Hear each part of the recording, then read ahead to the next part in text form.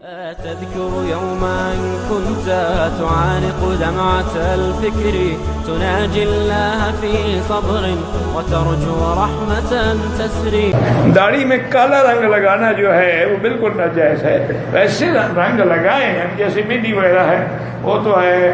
ایک حدیث ہے ترمذی شریف میں غیر الشیب ولو بشیء، اپنی سفیدی کو بدلو. تو اس کا طریقہ یہ ہوتا ہے کہ مہندی میں تھوڑی سی کالی بھی ڈال دے تاکہ وہ براؤن ہو جائے گی. خالص کالا رنگ لگانا جو ہے نا وہ منع ہے.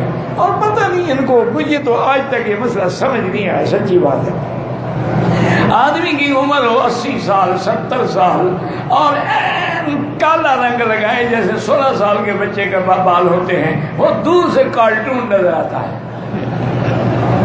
ہر کوئی سمجھ لیتا ہے کہ یہ دیکھو اس کو کیا ہو گیا، پاگل ہو گیا. جیسے عمر ویسا رنگ.